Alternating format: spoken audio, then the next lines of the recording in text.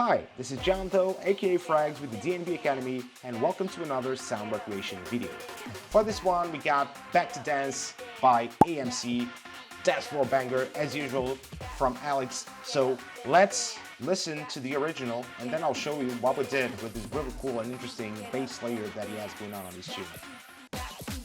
Get up and dance.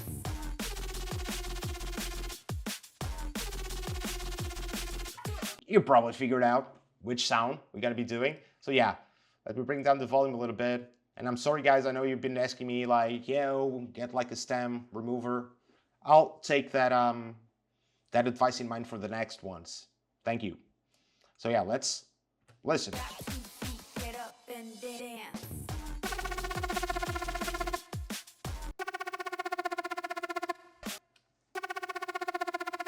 There we go. This is it. Let's flip the screen, get into Serum, and I'll show you exactly what I did here. Right, it's not really hard to tell that this bassline is gonna resolve a lot around the wide movement going on like throughout the whole thing. So it's easy to see that's gonna be a lot around the shape of the sound itself. So to start things off, we're gonna load in a saw wave, the default wavetable, and I'm gonna keep it at 0 here. All right, and we're gonna give 2 voices on the unison and leave the random phase there because we need that sort of racy kind of feeling to it to make it interesting. And then on oscillator B, we're gonna go into our basic shapes, all right? And on the wavetable position, we're gonna set it around here, wavetable position 6 with 3 voices, all right? So it should sound something just like this for now, which has barely no movement. He has the stereo that we kind of need, all right, but it just doesn't have any movement whatsoever, all right? And as you can tell from the original as well, it's like it's going on a downfall when it comes to the pitch work that needs to be done here. So it's really important that we start by that, all right? So let's design a shape here that's gonna be in the envelope mode. So we should think about the sound that way, you know, and if it's going like, you know, it's going down in a sense, we should set it somewhere like this for now. Then we're gonna obviously fine tune it. Then flip into our matrix. We're gonna assign our LFO1 to our master global, master tuning, right? Set this into one direction and the amount should go up until 1 here, right? You can either type it or just go this way. So it should be something like this. You know, there's a slight movement on the pitch, even though you can clearly see it's too fast. So we need to bring this down to 2 bar, right? Now we hear exactly the same sound that A.M.C did on his tune here. Obviously, this is just a kind of like all over the place, so we need to filter this and give some other type of movement because this is the pitch work we did so far, adds movement, but then we need the rest, all right? So we're gonna need that second LFO to do everything else pretty much.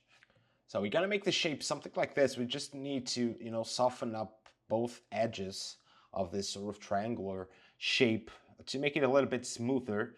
All right, and get this into trigger mode and dotted 32 bars. So it's 32 bar dotted speed here on the rate, which is quite fast. And now let's start assigning this to the most important parameters on our sound. All right, first, level of both oscillators. This already gives us enough.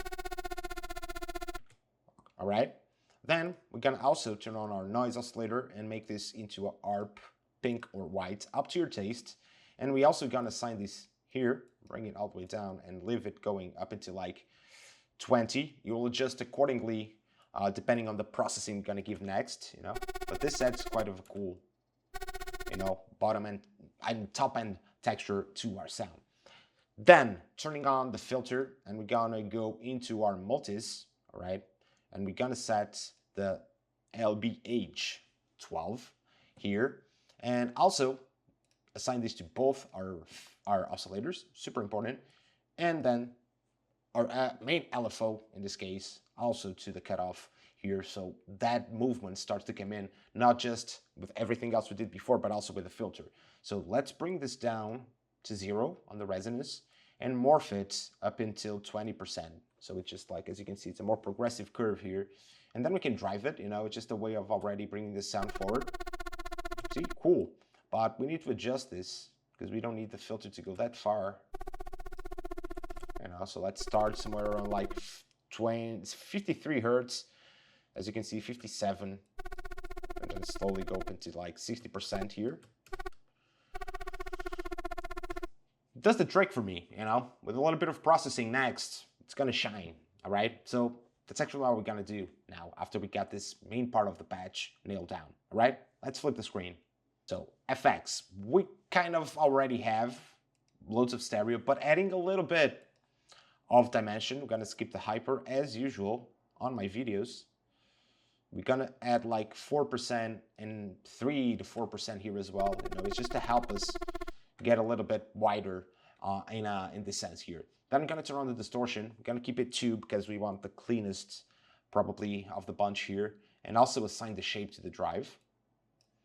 Bring it almost all the way to the top, so we pick up like the part where the filter is more open. That's the part where the distortion is gonna come in the hardest, so it makes sense. Then a little bit of chorus after the distortion, just to once again wind things up a bit and create an extra texture in high pass filter mode, but not more than this, and bring down the mix a little bit.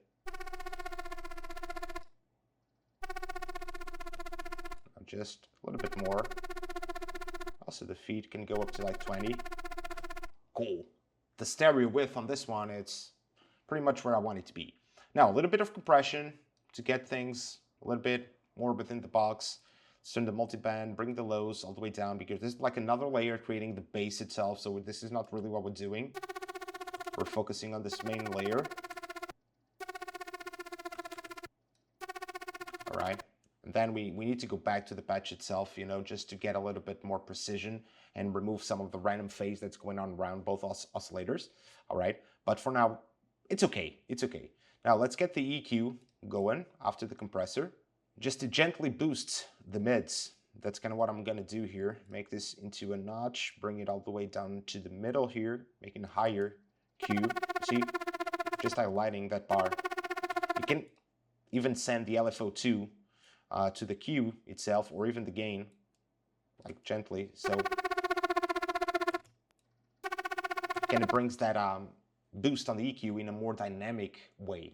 All right, and now to wrap it up, a little bit of reverb, because it sounds dry on that sense. We don't want it to be too big, so let's actually low cut like most of it and make it like smaller than this. And we did decay around like 3 seconds. Now, just a little bit of room. Okay, so now let's go back to our main oscillator.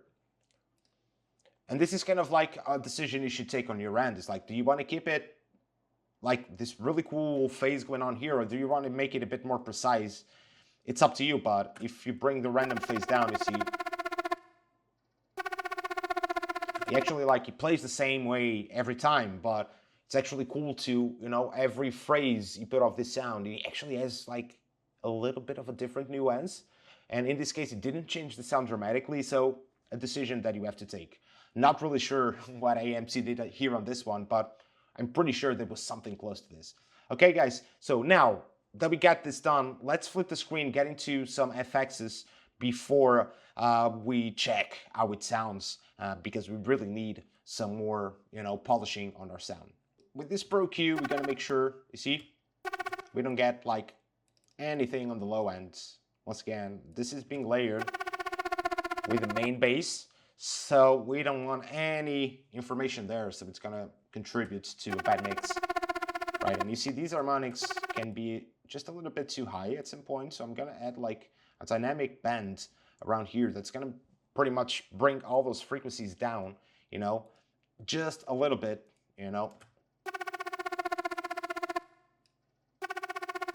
gives them like an actual cool feeling, because when the pitch is higher, they sound higher, but when the pitch is lower, the volume also gets a little bit quieter. So doing this, things will get, and they will adapt itself to the sound a bit better, get more control on it.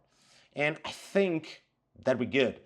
The only thing you could do here would be applying some OTT at the end, and this time I would use, for instance, Xfer, which is good for this. We're gonna keep the depth around 40%. We don't want this to be that aggressive.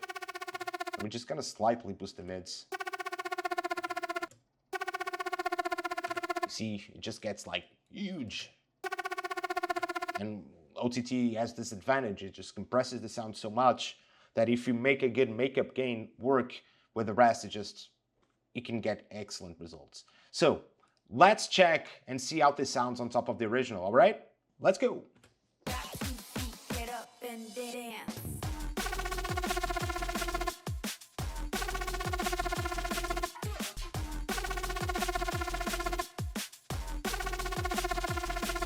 There we go, pretty legit. So yeah, I hope you enjoyed this one, and I'll see you on the next video.